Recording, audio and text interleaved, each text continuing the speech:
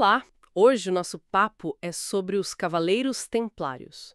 Uma ordem que, nossa, mexe com o imaginário, né? Cruzadas, poder, segredos. Com certeza, é fascinante. A gente tem aqui um material bem completo sobre eles e a ideia é fazer uma exploração focada, sabe? Pegar os pontos essenciais dessa história toda. Exato, falamos de uma ordem que surgiu ali por volta de 1119. Foi reconhecida pela Igreja uns 10 anos depois, em 1129. E o que era único neles era justamente isso, ser monge e guerreiro ao mesmo tempo. A missão inicial: proteger peregrinos, proteger lugares cristãos lá no Oriente Médio. E o nome Templários veio da primeira sede deles, né? Lá em Jerusalém, no Monte do Templo. Isso mesmo, o que se acreditava ser o local do Templo de Salomão, daí Templários. Essa mistura de monge com soldado foi a base de tudo, então. Mas eles foram bem além disso, né? Viraram uma tropa de elite super respeitada. E muito poderosa. Acumularam terras, castelos, tanto na Europa quanto no Levante. Uma força econômica e militar de peso.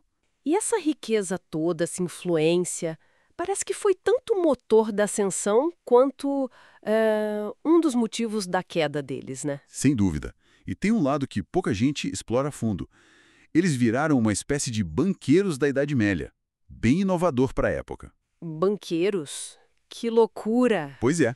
Mas como você disse, esse poder todo teve um fim. Uma dissolução, assim, repentina, muito violenta no começo do século XIV, com acusações pesadíssimas. É essa montanha-russa que a gente quer entender melhor hoje. Começando pela fundação, Hugo de Pence, um grupo pequeno, lá por 1119. Isso. Eram poucos no início. Ganharam o reconhecimento oficial no Concílio de Troyes em 1129. Foi aí que adotaram o famoso manto branco com a cruz vermelha. Um símbolo que ficou marcado na história. Totalmente. E o crescimento depois disso foi, assim, exponencial. As fontes de renda eram muitas, sabe? Doações enormes, terras, dinheiro, equipamento.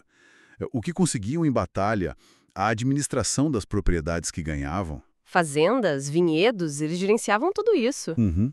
E criaram uma rede de centros na Europa, os priorados. Funcionavam como filiais, vamos dizer assim. Captavam recursos, recrutavam gente. Mas devia custar uma fortuna manter tudo isso funcionando, né? Nossa, muito caro.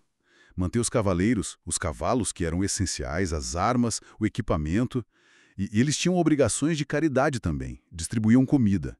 Foram impostos perdas em combate. Então, talvez aquela imagem de riqueza infinita talvez fosse um pouco exagerada. É possível que sim, em certos momentos. A fama talvez fosse maior que o caixa real.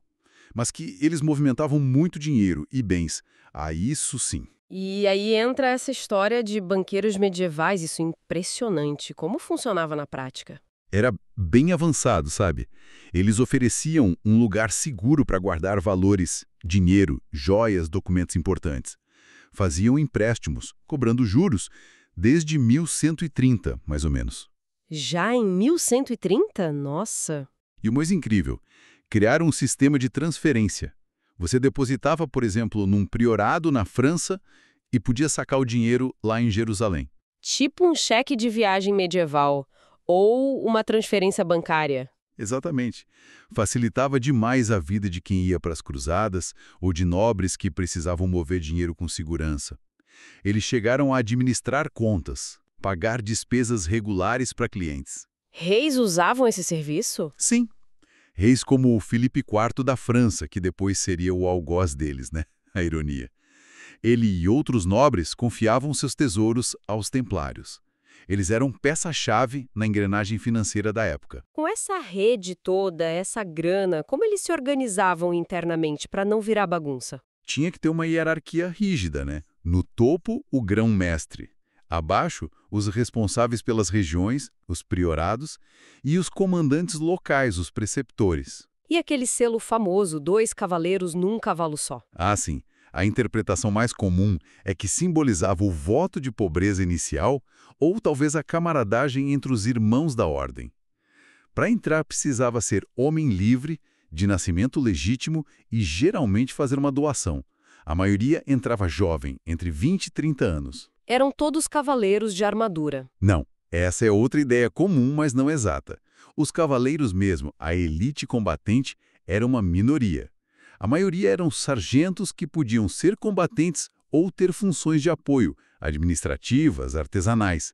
E ainda usavam mercenários. Entendi. E a vida diária deles? Era só reza e guerra? Tinha a regra, bem estrita, votos de obediência ao superior, castidade, vida em comunidade, nada de luxos, caça por esporte era proibida, roupas chamativas também não.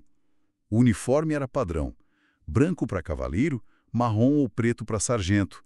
Barba era comum, cabelo curto. E no campo de batalha? Justificavam a fama. Ah, sim. Eram considerados a tropa de choque. Muito bem treinados, disciplinados, as cargas de cavalaria deles eram formosas, podiam decidir uma batalha. Atuavam em ponto-chave, protegendo os lados do exército, na vanguarda abrindo caminho, na retaguarda garantindo a retirada. Defendiam castelos, rotas de peregrinos. Tiveram vitórias importantes, imagino. Sim, como em Acre, em Damieta, mas sofreram derrotas pesadas também, como em Hattin, onde muitos foram capturados e executados. Laforbe, Mansura. A reputação deles era tão grande que, se fossem capturados, muitas vezes o inimigo preferia executar a ter que lidar com eles depois. Mas essa fama toda começou a gerar problemas fora do campo de batalha, né? Críticas. Muitas. Acusações de arrogância, de serem muito gananciosos, de abusarem dos privilégios que tinham. Havia rivalidade com outras ordens, como os hospitalários. E a própria ideia de um monge guerreiro sempre gerou debate, né? Se era compatível com a fé. E aí vieram as acusações que levaram ao fim, bem mais graves. Pesadíssimas, coisa séria para a época. Heresia, negar Jesus Cristo, cuspir na cruz, adorar ídolos, práticas homossexuais. Acusações chocantes. E quem puxou o gatilho foi o rei da França, Filipe IV. Foi ele. Numa operação secreta e muito bem coordenada, na sexta-feira 13 de outubro de 1307, ele mandou prender todos os templários na França. Foi um golpe devastador. Por quê? O que ele queria? A grana deles, poder, medo e o grande debate até hoje. Provavelmente uma mistura de tudo isso. Ele devia dinheiro à ordem, via neles um poder paralelo dentro do reino dele, talvez realmente acreditasse em parte dos rumores, ou só usou como pretexto. Difícil saber com certeza. E o Papa Clemente V, como ficou nessa história? Olha, no começo ele pareceu tentar proteger a ordem, mas o Filipe IV pressionou muito, apresentou confissões. Confissões obtidas sob tortura, né? Isso é crucial. Exatamente. Sob tortura, muita gente confessa qualquer coisa. Pressionado, o Papa acabou cedendo e ordenou prisões em toda a Europa. O julgamento em Paris, em 1310, foi claramente manipulado. Dezenas foram queimados vivos. Incluindo o líder deles, o grão-mestre Jacques de Molay. Sim, ele foi queimado em 1314.